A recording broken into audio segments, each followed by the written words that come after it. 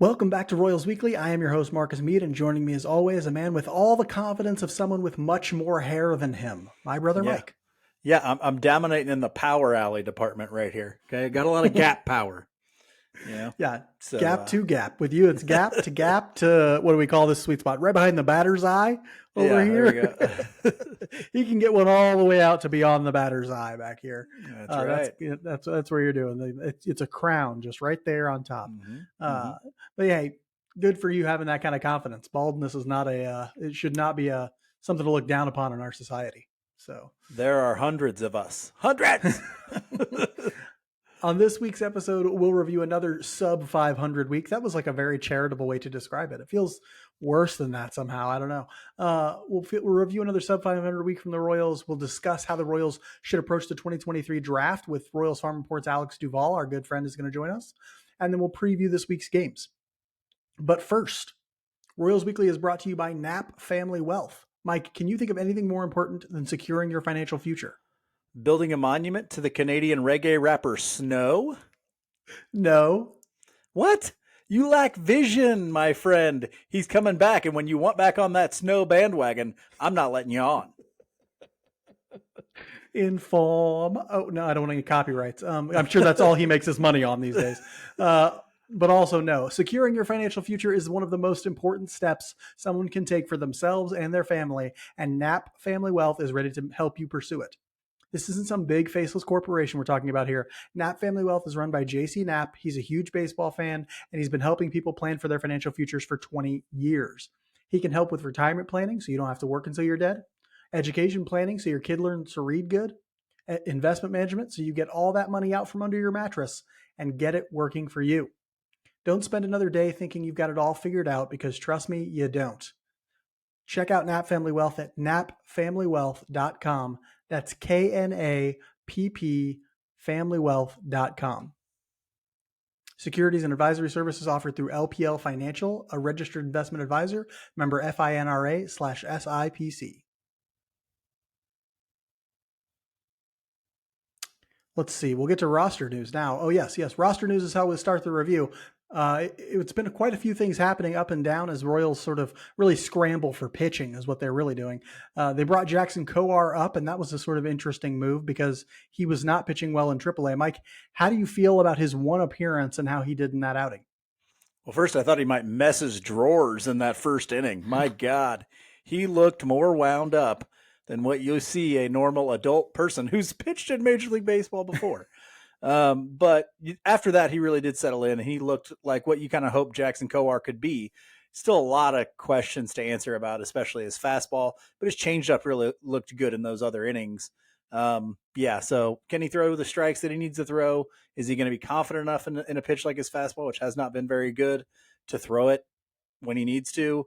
I don't know. There's still a lot of questions to answer with Jackson Kowar, but I would say overall it was a good outing, and he'll be back up because he has to be. Mathematically, he has to come back up. So Yeah, in some ways it was same old with him. Well, I don't know how you put it, like the looking like he's going to mess his drawers. I don't know exactly how I would put it, but he looked very shaky in that first inning. Would he walk two guys in that first inning to load the bases or yeah, something like that? Maybe. Yep. And so Walk yeah, two in some guys ways to it load was the base. same old from Jackson Kowar. Looked like he just had never been on a baseball field there for a second. But then he comes out in the second inning and he shoves, and that's like classic Kowar, right? Like he'll have a stretch where for one inning where he is terrible, and it's usually the first inning he's pitching. Terrible. And then he comes out, settles down, looks dominant. And that was that second inning he threw, right? When spotting the changeup, throwing the fastball up in the zone. In this relief outing, he was throwing 98 up there sometimes, which is incredible. And that gives me at least a tiny bit of hope that we're seeing the type of pitcher he's trying to transform into. A relief pitcher who can go out and do a couple innings at a time, throw hard fastballs up in the zone, and that's it. Live a lot on his slider and his changeup, and then he can be a 3-pitch, 2-inning reliever. Hopefully that ends up who he ends up being, and hopefully this outing where he gave up no runs gives him some confidence, and he can feel a little more comfortable the next time he's up. Ryan Yarbrough was also moved to the 60-day IL with skull fractures. We knew this already. He was already on the 15-day IL. We knew eventually he'd be moved to the 60 because you don't heal in 2 weeks from skull fractures or head fractures, however you want to describe it. So yeah, they made that move as well. The Royals also traded minor league infielder Robbie Glendenning to the Baltimore Orioles for cash considerations. If you don't know who Glendenning is, he's an Australian player who had some on base ability, not a ton of power, but was pretty good at taking walks. He's been traded. The Royals also optioned and recalled Max Castillo all in 1 week. So they sent him down, then they brought him back up, and he pitched today. They really just did it to eat some innings. Mike, we talked about this last week, so I didn't want to. I decided to cut an actual discussion of Max Castillo, but you had an interesting stat that is probably going to be one of the limitations of Max Castillo in his time here. Tell us your stat. Yeah, and if you want to look at the limits of Max Castillo, look at this: 76 pitches today. He recorded 3 swings and misses, 3 whiffs. That's not good enough to be a starting pitcher in Major League Baseball anymore. And so, unless you're just insane ground ball or something really weird, and so he is limited by the stuff that he has. And we talked about it last week. Unless some of that improves, this is what he will always be. But there's value in it. There's some, yeah, for sure. And in other injury news, Brad Keller went to the 15-day IL with right shoulder impingement. Apparently, it was impinging his ability to throw strikes. I don't even know if that's what the word impinging means. It just sounds like that to me, right? Like the impingement was impeding his ability to throw strikes. Mike, what are your thoughts on Keller going to the IL? How you feel about it? It seems like a tradition at this point that somebody the Royals need to trade is either going to be injured, ineffective, or both. And so at this point now with the injury, Brad Keller is both. And so, yeah, you and I were talking about him as one of the possible trade candidates for this year. The return is going to be even lower considering if he doesn't come back and just really, really, really pitch well. Yeah, a 15-day IL stint really changes it makes the timeline for getting anything even halfway decent for him real dicey, right? Because let's say he comes back immediately after that 2 weeks, which probably isn't likely. He'll go on a rehab assignment or something like that. But even if he came back immediately from that 2 weeks off, he's got maybe 10 to 12 starts before the trade deadline hits. Is that enough for him to completely flip the switch, change the narrative on what he is, and show everybody he is actually capable of throwing strikes? I don't think that it is. And so the odds of them getting anything that they were hoping for at the beginning of the season from him are pretty much gone. It's what does Rex always say? Slim to none, and none just left town. I think that's how Rex puts it. But yeah, they're pretty slim at this point, and so that hurts. It just it's another one of those things like the Royals needed a bunch of things to go right, and seemingly everything has gone wrong, and this is just another thing that went wrong. Not only was Brad Keller not as effective as they needed him to be, now he's hurt. And so they're down to 3 starting pitchers in their rotation right now. Daniel Lynch should be coming back soon, so they'll have a 4th. What they're going to do for a 5th, I have no clue because they have no plan for it. Maybe wait for Keller to come back, and until then, just do bullpen games. I think that's most likely, but we'll see. On the field last week, the Royals went a disappointing 2-4, which brings their overall record to 14-34. It was disappointing because it actually started off optimistic. The Royals took 2 of 3 from a talented Padres team. Heading into their series against Chicago, it looked like they might have a chance for their first winning week this week. But that it did not work out that way. They were swept by the Chicago White Sox, struggling to score runs against Michael Kopech and Lucas Giolito. Mike, how do you feel about the Royals week this week? Well, the thing that's really concerning me is, and I think we saw it the most in that White Sox series, teams are starting to understand that the Royals' approach at the plate isn't where it needs to be as a team. And so they are throwing a lot outside the zone. They're not challenging them in the zone because they know that there are certain hitters, even if you've got guys like a Michael Garcia or like a Vinny Pasquantino or Nick Prado, guys that will really take good at bats, you can kind of work around them and then not throw strikes to the guys behind them. And so I had to go see if this theory, that was just a thought I had. I'm like, is this actually happening? I had to go look at numbers and make sure that was actually happening. But the Royals see the second fewest strikes in Major League Baseball. Okay, now the team that sees the fewest strikes is Tampa Bay, but it's for a completely different reason. Teams don't throw them strikes because when you throw them strikes, they hit the shit out of it. With an 850 OPS and an ISO over 2. I mean, it's insane. The Royals, on the other hand, the teams don't throw them strikes either, but for a completely different reason, because they know if we don't throw them strikes, they'll still swing at them. And so Kopech in his start threw only 37% strikes or 37% pitches inside the zone. And that's like lower than his average, much lower than his average. I was looking at his last 5 or 6 starts, and it was the lowest one of the last 6. Same thing with Giolito. He's faced the Royals twice in like his last 6 starts. Those are the 2 lowest percentages of strikes he's thrown in that time period. They're being smart. Their plan is, why would I throw you strikes when I know you'll swing at balls? It's that simple. And so again, you and I have stretched approach, swinging at pitches you can do damage on. Teams know that the Royals aren't going to do that, or they know that they're struggling to do that. And so you're going to see more and more teams throwing pitches outside the zone and just getting the Royals to swing at them. Yeah, and that is especially becomes a problem when you're facing good pitchers, right? Good pitchers can take advantage of you in that way. They can locate in that way. They can strategize and approach you as a hitter in that way. They can get ahead with the first one, and then they basically won't throw you another pitch in the strike zone. That is exactly what Kopech did, because he was 75% first pitch strike, but overall he only threw 37% of his pitches in the zone. It was first pitch strike, and then I'm not throwing it in the zone again. Yep, that's what they will do. And take Bobby Witt Jr. as the classic hitter of this ilk. You know, we're going to talk about him a little bit later too. But Bobby Witt Jr., if he gets down 0-1, you should never throw him another strike, because odds are he'll swing. Whether it's a ball or strike, he's going to swing at the second one. Okay, that's going to happen. And so go ahead and throw it. He'll be down 0-2, right? I don't know why at this point anybody throws Salvia a strike, Bobby Witt Jr. a strike. You know, a lot of these guys, I don't know, Olivares, Massey, I don't know why they ever get strikes at this point, because you could easily get them out just not throwing them, honestly. It was a tough week to find strong performers, honestly. I have to be honest about that. I looked and I was like, this is bad. Like, there were no strong performers this week, but Mike and I managed to scrap a couple in there. Mine's kind of a on the border one.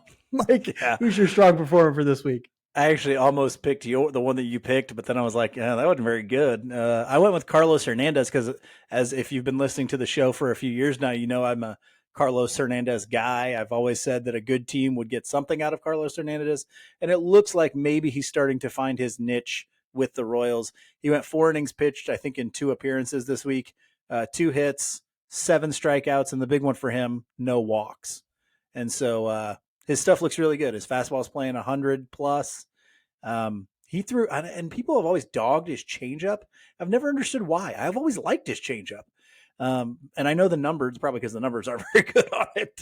But I think his changeup could be good. It's looked good this week too. And so hopefully Carlos Hernandez has something that he can really hold on to and gain confidence with.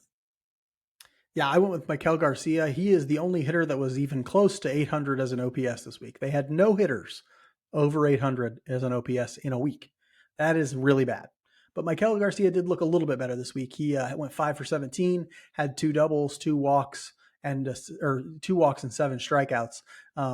I wondered if these were updated, because he had 2 walks today, and honestly, he's just taking really good plate appearances too, and that's sort of what I'm mostly concerned about. He played good defense as well, and so you're starting to see the results come about as a result of that process that we've always said is good for him, and we want more. I wish I'd give every hitter in the lineup his process if I could, sans maybe Vinny Pasquantino and Nick Prado. But yeah, great week for a bounce back week for Maikel Garcia a little bit. Hopefully he keeps that rolling, because he's one of those he's one of maybe 3 or 4 guys in the lineup we can say, oh, that guy has consistently good plate appearances. So I'd like to see more and more of that. Mike, we mentioned it was a rough week to find strong performers. It was not a rough week to find weak performers. Who out there did you decide to pick for strugglers?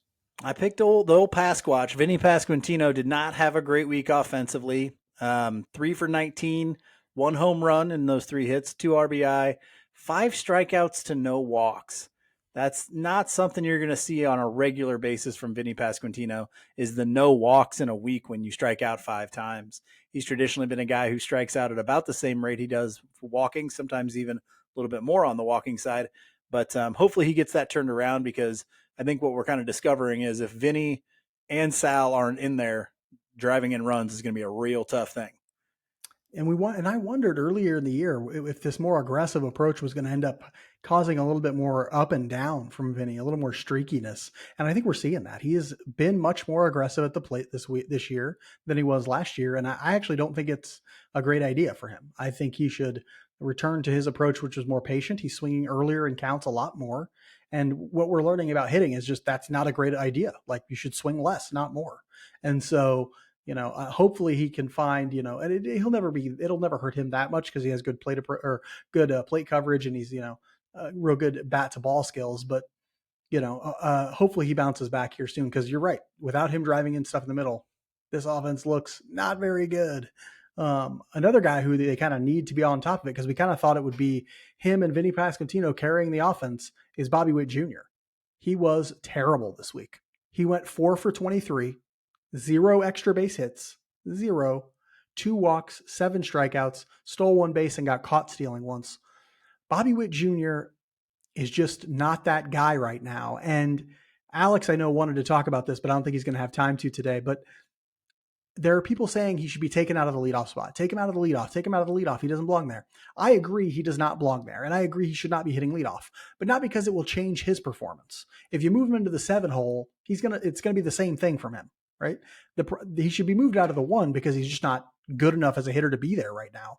And he's wasted in the 1 spot because his speed, his base stealing ability is diminished batting in the 1 when you have guys like Vinny Pasquantino and Salvador Perez hitting behind him, right? You're going to ask him to steal less so that they can hit home runs and doubles and he can score from first, right? Like he doesn't need to steal bases if he's sitting in front of Vinny Pasquantino and Salvador Perez. I think they should move him down in the lineup, but I still think it's not going to matter much until he learns to swing less.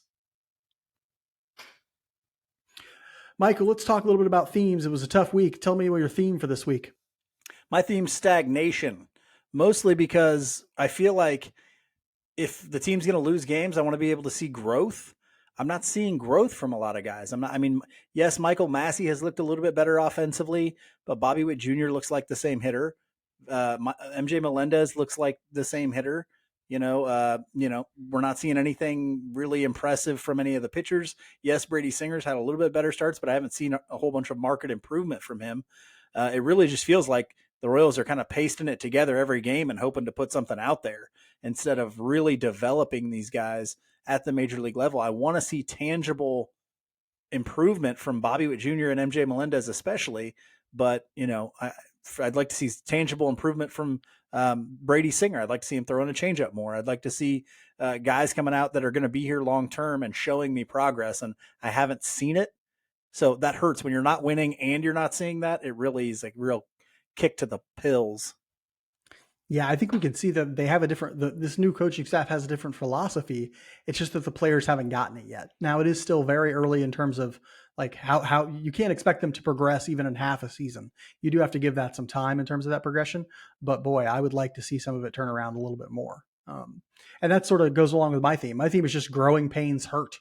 Right? Like it feels bad when I have to watch MJ Melendez chase every high fastball. It feels bad when I got to watch Bobby Witt Jr. swing at the first pitch every time, pop it up and get an out. These things feel bad. I don't like it. It hurts. These growing pains hurt. It's a young team. They'll have some high highs, but man, the low lows are pretty freaking low.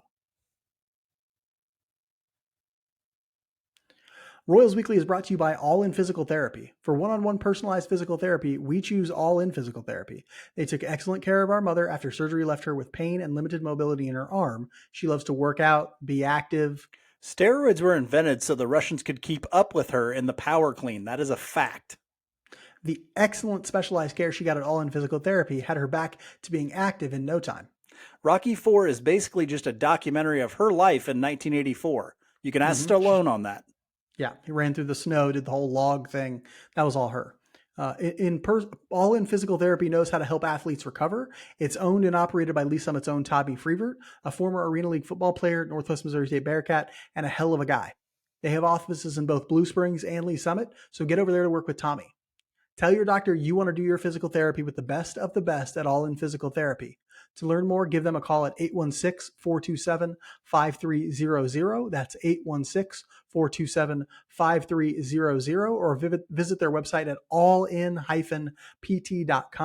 That's allin-pt.com.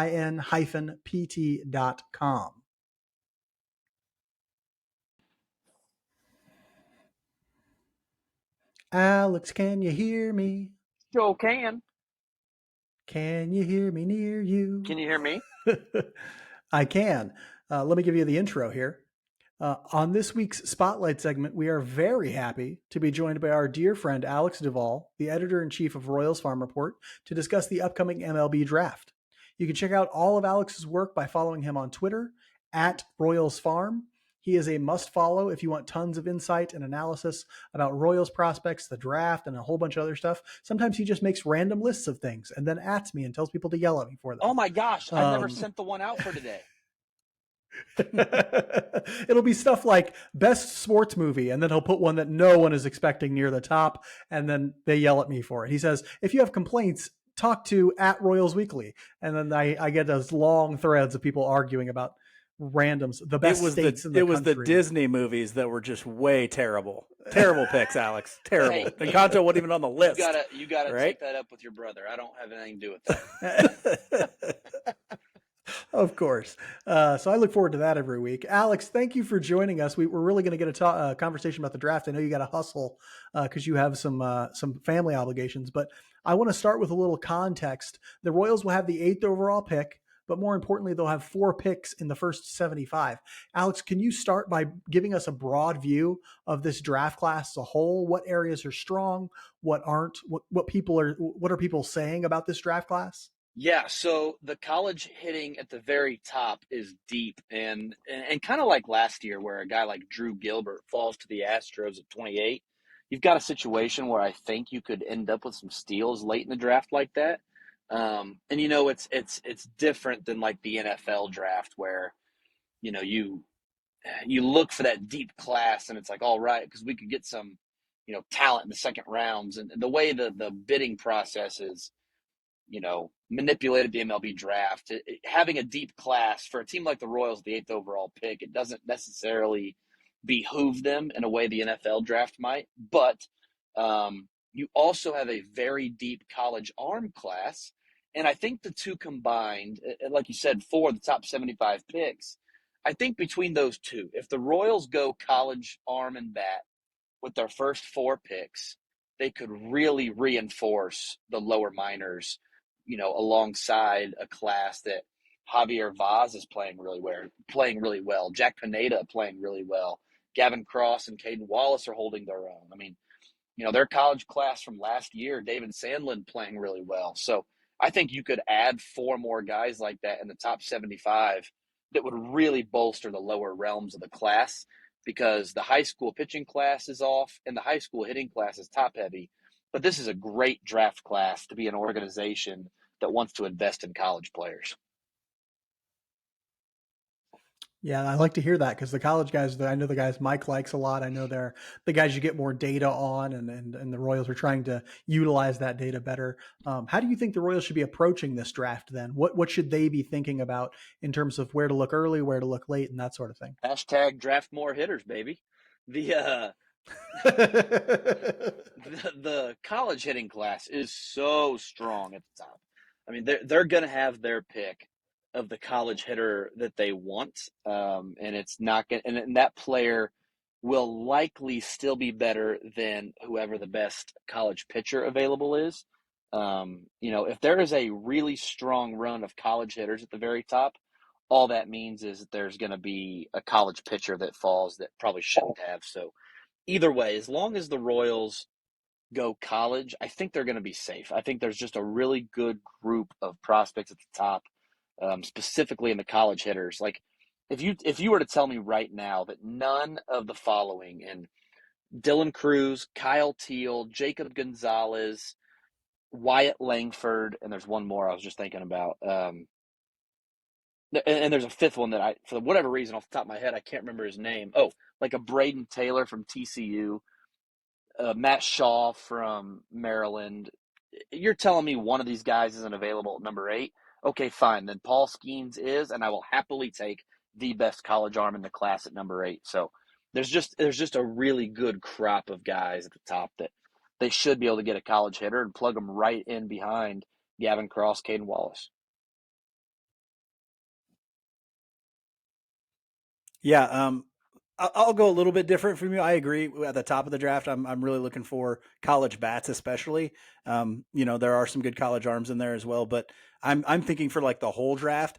I want, especially in those middle rounds, from maybe even like 4 to 10, maybe even a little after 10, as the Royals did a really good job last year. And I think it was the 11th. I can't remember who they got now, but I remember really liking that pick. That's where they got Sandlin. Okay. That was what it was. But I want pitchers that can locate. I want to see a nice change in kind of philosophy. Find some guys that can establish themselves by saying, "Hey, we can already throw strikes," and then come on in and let the Royals improve your stuff, or maybe give you a new pitch, or change your profile a little bit, whatever that is. But I'd like to see the bolstering of some of the pitching depth in the lower minors, because I just don't know that it's there necessarily. So, Well, it's funny you say that, Yeah, because and they take a guy like David Sandlin in the 11th, right? And David Sandlin's big issue at mhm. Oklahoma was control. The questions on, Was that he couldn't throw strikes? yeah. Yeah. And so all Hmm. of a sudden, David Sandlin can throw strikes on a consistent basis. And Mike, I totally, like, in principle, I agree with what you're saying. But if the Royals have shown us anything in the last draft class, it's the ability to take a guy who, can't throw strikes in college but has premier stuff, and take him and in 1 year really teach him how to pitch. And maybe that's not a Royals thing. Maybe Oklahoma was just really bad at, teaching guys how to throw strikes. But whatever it is, it seems like, that was the mark. Now, I would also argue that Mason Barnett and Steven Zobak are kind of the opposite trends of that, and they were taken the third and fourth round. So they've done a little bit of both. But I do think that, their new philosophy of throw it down the middle, is it kind of plays well to college guys with premier stuff who maybe they have a harder time throwing strikes. John McMillan, another good example. Yeah, I'm looking for a projectable pitching class from the Royals. Like, one of the things that I think we've seen this year is somebody like Frank Mazzucato take a step forward, because now you're seeing him develop into the thing that and I still think there's more room for projection there. But you also look at a guy like Steven Zobak, another guy who I think had a little projection left in him coming into Major League Baseball. Looks like he's throwing harder as a 3 inning reliever. I don't think he'll stay starting, because his first couple starts have been pretty not great, but I want to see them target some guys they can get into this pitching development system, and they can let grow here. Guys who have the ability to spin like a Frank Mazzucato, but maybe don't have that 95-mile-an-hour fastball yet, but could in a couple of years. I think those, going after those guys, especially later in the draft. I'm not talking early, but like later in the draft, that might be something that they could try and target, because they'd have seemingly turned around this pitching development. So lean into it if it's working. You know what I'm saying? Everybody wants to hear about the first pick, obviously, right? We're still far enough away that the first pick hasn't been discussed enough. With that 8th overall pick, Alex, who are some prospects you think the Royals should target? So it's funny. I was talking to Jared Perkins this morning on our Sunday Spaces, and I really think that the catcher out of Virginia, Kyle Teal, like, I don't know why more folks weren't as high on him before the draft process really began at the end of last summer. I haven't been diving into it nearly as much, so I'm one to talk. But the more I watch him, I'm like, what were people missing in this kid? Before he had a monster season as a junior now at Virginia. Kyle Teal, I think, is the guy that could allow you to move Carter Jensen to left field, first base, DH, to move MJ Melendez to the outfield permanently. I know Salvador Perez has a few years left, and Luca Tresh is in Double A. And is Luca Tresh the heir apparent? I don't know. Freddie Fermin's having a good year. I think Luca Tresh could be a lot like a Freddie Fermin. But I think if you're looking for the next catcher of the Kansas City Royals, and Kyle Teal is there at pick number 8, he's a guy, you draft him, and now we can just pencil him in for the 2027 season or whatever, that Kyle Teal's going to be the guy, and everybody else, go play somewhere else. Because we don't need you to be the backstop. We need you to go hit. MJ Melendez, you need to figure it out at the plate. Go play the outfield. Carter Jensen, as promising as some of the things he does on offense are, go figure out how to hit. We don't need you to catch anymore. Quit worrying about it. Kyle Teal is going to be the catcher, and I think he's that premier backstop prospect that, is he Henry Davis? Is he Buster Posey? No, but he is like the next tier of catching prospects, like a Shea Langoliers, like a Sean Murphy was before Sean Murphy became maybe the best catcher in baseball. Him and Adley Rutschman are probably Yeah, like squaring off to see who among them yeah, is. And so, yeah, he's probably not Adley Rutschman, right, as a prospect, but you know, that's that. If you're a tier below that, that's still really, really good. And 100%. so, Kyle Teal, if he's available, we'll see that premium position. The fact that he plays that premium position is going to get looked at really closely by the teams 1 through 7. So we'll see on that one. Although I think I know who's going number one. Mike, who do you like? Who are some guys you think they might target? Well, after reading the Royals Farm Report sort of draft preview of 10 guys that they thought the Royals could take at number 8, I kind of had to dive more into Jacob Gonzalez, the shortstop from Ole Miss. He's a guy that I like. Real funky stance and swing. The only guy I could kind of compare the swing to, oddly, is MJ Melendez, because he's left-handed and he's got this kind of swing that takes him out of the batter's box as he's swinging at the end of his swing, which you would think, okay, let me throw him fastballs down and away, but he stands insanely close to the plate. This kid is right on top of it. He's got good power. A lot of people don't think maybe he stays at short long term because he isn't the fastest guy in the world. But I do like the power. I do like the barrel ability, and I do like the approach. And so I don't know that he stays at shortstop, especially if you continue with Bobby Witt Jr. and you think he's really good. But Gonzalez would make a great third baseman because he does have somewhat quick feet. He just doesn't have the range, I don't think. And so I would question that there. So Jacob Gonzalez is the guy that I would really like. I do like one high school. I do like Max Clark. Is that his last name? Mm-hmm. Max Clark. He's good. I don't know if he's going to make it to 8. The guy that really intrigues me out of high school, though, Bryce Eldridge. Two-way guy. Looks, power guy from the left-hand side. Could play outfield if you needed to. First base. Also throws in the high 90s off the mound. He just intrigues me. I don't know if he's right for the Royals at 8, but he's definitely intriguing to me as a prospect. Yeah, high school guys, I've sort of, I'm weary. I'm gonna go with 2 college guys, and you brought up one of them already, Alex. That's Braden Taylor from TCU. He's a third base prospect as well, a guy who just does a lot of things in the batter's box right. A guy with good approach, a guy with a good hit tool, a guy with enough power. He is young for a college prospect. He's still only 20 years old, and so there's still a lot of projection in him.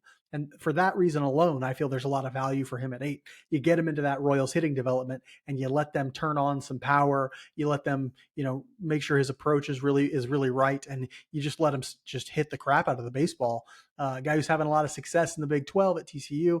I'd love to see him if he's available at 8. I know that might be a little high for some people. Some people may not be that high on him, but I'm the type of guy who's really willing to see value in somebody who's a little bit younger as a prospect. The fact that he's doing what he's doing at such a high level is really impressive in my mind. And so, yeah, Braden Taylor, big fan of his. I put this other guy on here just because I knew it would annoy Alex and because I thought people would want to talk about it.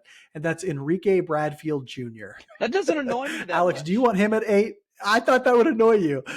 This guy is just. I know It annoys me a little bit because he's a friggin' classic Royals player out of college. I know that Alex has probably been pegging him as a Royal for years now. Enrique Bradfield Jr., if you don't know, plays at Vanderbilt. He is exceptionally fast center fielder, 80 grade runner, some say. Just a ton of stolen base ability, great fielder in the outfield, not a super strong arm, but he makes up for it with the fact that he is so fast to every ball. He's going to cover a ton of range. I'm not going to say you could put him in the outfield right now in the major leagues and he'd compete for a Gold Glove, but he might. Will. I'll say it. Just because just like Gerard Dyson, the speed will be something like everybody else in MLB doesn't have, and so bad routes doesn't matter. He's got the speed to make up for it, and so he does have good bat to ball skills, some pretty good ones. He does have a pretty good approach at the plate. The power for him will never probably be above 30, 40 grade ever. And that will be the constant concern. Does he hit the ball hard enough to get hits and to hit? That'll always be the question for him. I don't know. I think he's a decent sort of high or low floor guy. Or what am I saying? High floor guy, a guy who you could probably say, hey, if he hits 270 and gets on at 330 clip for us, he'll be worth 4 WAR because he plays such great defense, And so they might go that approach. I wouldn't hate it. Would I love it? No, but I wouldn't hate it. his absolute floor is Is Kyle Isbell. Like there's not a world in my mind where that dude is any worse than Kyle Isbell. And I think people overlook a lot of times prospects like this. I mentioned it when Nick Lofton was really hitting well in Double A, that he wasn't getting top 100 consideration because of a lack of ceiling. But there's not a prospect in minor league baseball with a safer floor than a profile like Nick Lofton's. And it's like, that guy is a 2.5 win player. No matter where you plug him in, no matter what he's doing on the field, he's going to be a net positive in the big leagues. And there aren't a lot of guys like that. I think Enrique Bradfield Jr. would compete for the Gold Glove this year. And if you told me that he was something as a 22-year-old right out of college, he could produce somewhere in the range of Kyle Isbell and Michael A. Taylor, I wouldn't call you crazy. I don't think that's like an insane thing to suggest. So if you get him into a hitting development department that can work with him on driving the ball just a hair better, the guy has some raw pop. He reminds me a little bit of Gerard Dyson, where, yeah, is hitting for power his game? No. But Gerard Dyson hit a couple home runs. You were like, what on earth? How did he, like, where did it come from, right? I mean, he had the physical strength to do it. It just wasn't his game. I think there's some of that in Enrique Bradfield. And am I his biggest fan? No. I do think the lack of power concerns limit him to something like Stephen Kwan offensively.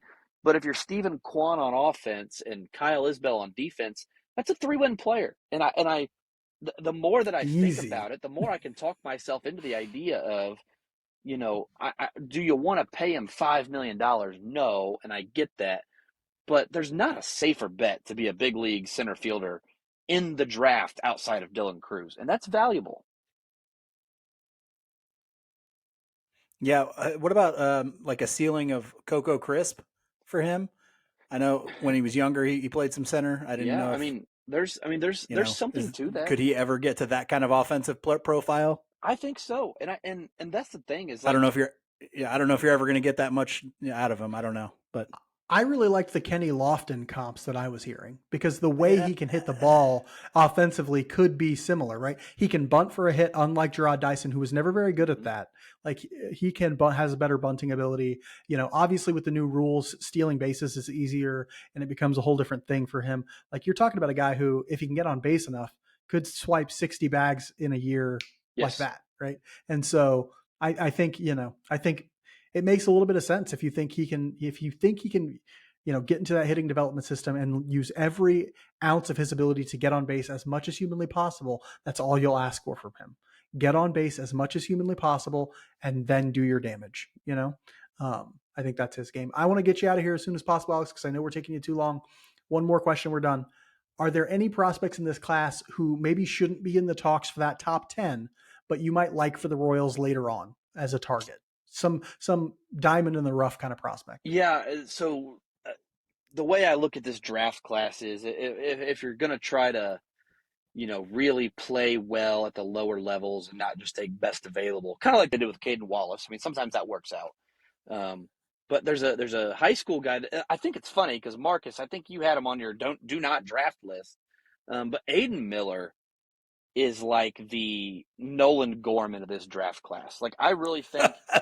That ain't my pick. I put him on the outline as like, this is my guy for this segment, for Okay, this so you question. you have him on I the. don't know what do not draft list Okay, up you're I talking thought about. I thought you had a list that was like guys you he would don't actually want to be on draft. my do not draft Okay, list. But that was Mike that had him on Oh, there. okay. yeah, That's Mike's do not draft The list. yeah. Sorry, he would be on my do not draft. the St. Louis Cardinals have drafted two top 10 prospects in all of baseball recently in Jordan Walker and Nolan Gorman.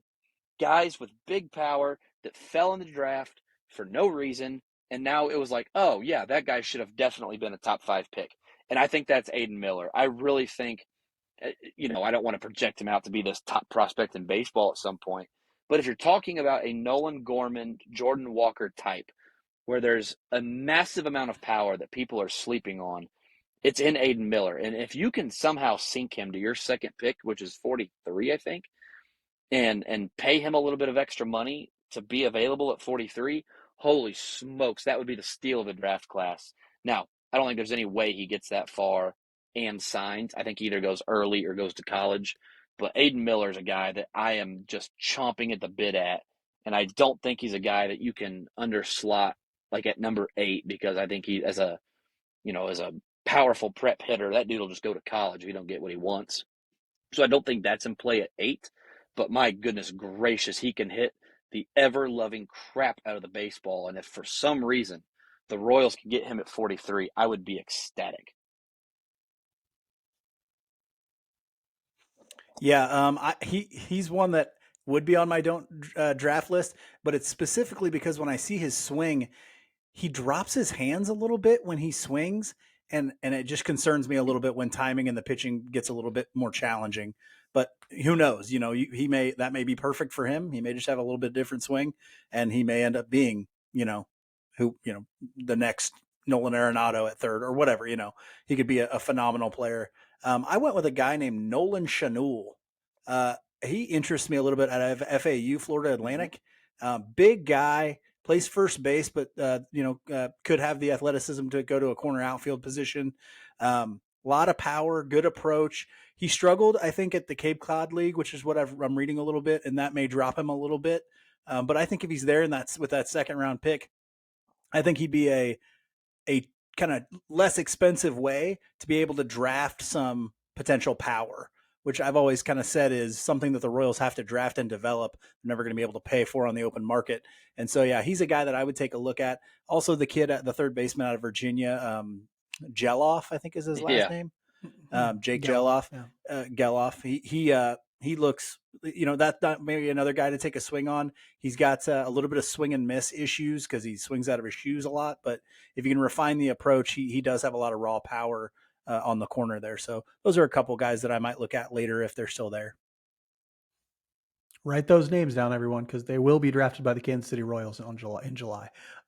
Thank you so much for joining us, Alex. We really appreciate it. Sorry we took up so much of your time. We love having you on.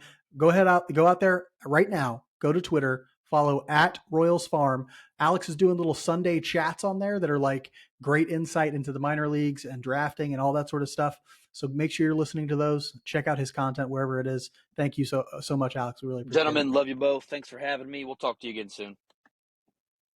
Have a good one.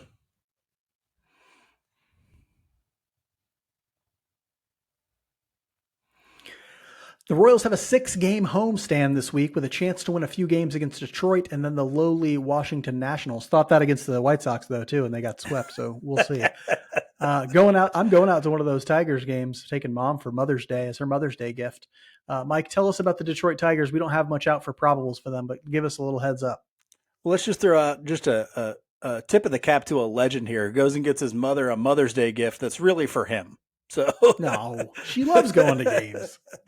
The Tigers are 20-24, which is actually good enough for second place in the AL Central, baby. They are an aging, weird kind of team. I say aging. They've got like 2 guys that are super old, and the rest of the team is really young. So that first game will have Singer against is that Michael Lorenzen, 31-year-old right-handed pitcher out of Cal State Fullerton. He's having a good year, 3.44 ERA and a 1.21 whip. Fastball in the mid-90s, a changeup, a slider, a sinker, a sweeper. He hasn't thrown any of his pitches more than 33% of the time, so he mixes it up a bunch. But the fastball and changeup combo tend to be what he dominates with. That second game, we don't have probables for either side. Royals don't know who they're throwing. Tigers don't know who they're throwing. So nothing to really preview there. Hopefully we can get a win against whoever they put out there. In that third game, it looks like we'll throw Greinke. That's his turn in the rotation, but the Tigers don't have a probable yet. The Tigers overall are outplaying their Pythagorean win-loss significantly. Big-time prospect Riley Green from a couple years ago is hitting okay at 113 OPS plus. Eduardo Rodriguez and Michael Lorenzen are pitching well, but that's really about it. Miguel Cabrera not doing good. They're now debating on, can we let him continue this whole retirement tour thing, hitting 150 or whatever he's hitting. And so we'll see the Nationals after that. Yeah, the Nationals also not coming in. They're last in the NL East. They're not doing great. 20-27 on the year. Not a team that's really looking to compete at all. Similar to Detroit, they have a couple guys hitting and a couple guys pitching, and that's it. Other than that, just a not strong lineup or rotation. Lane Thomas is having a nice season at a 125 OPS plus, and old Tiger Jamer Candelario is doing okay as well. But other than that, not great offensively. They got a couple of starters pitching well with Josiah Gray and Mackenzie Gore, but everyone else is either average or far below it. So we should hopefully get a chance to win some games in those two series. We'll see. It's not a guarantee. We've now been swept by the Oakland A's and the Chicago White Sox this season. Ooh. Just to let you all know. That's going to be a trivia question at the end of the year, people. So get ready for that one. We'll end this week's episode like we end every episode with our Just a Bit Outside segment, where we talk about something that's interesting to us outside the world of baseball. Michael, you don't like it when I call you by your full name on here because you think somebody's going to steal your worthless identity. Tell us what you've been thinking about this week leading up to Sunday. Do you know how infrequently people call me Michael? Michael. Never happens. I have a story for you. Okay. What if I told you could hear a fascinating story about a woman who's a spy and only has one leg? Okay. I know, yes. Right? It's just like everybody wants to hear that story, right? So I started reading a book like a week and a half ago called A Woman of No Importance. And it's the story it's a true story. It's a history book about a woman named Virginia Hall, who's from Baltimore. But she was kind of like born into wealth and privilege in Baltimore and wanted to go out into the world and kind of travel and work for the State Department and all these different things. And then she's like working in Europe and she ends up having basically a hunting accident because she was a big time hunter as well. Kind of like old school hunting, like, where it's all fancy and you dress up. And she actually shoots herself in the leg climbing a fence. And she loses her leg. But during World War II, she becomes a very important spy for the United States, helping in the French resistance movement to the Nazis. And so it's just a really good book about and very interesting character, And so that's what I've been reading. It's I recommend. So it's called A Woman of No Importance, and it's good stuff.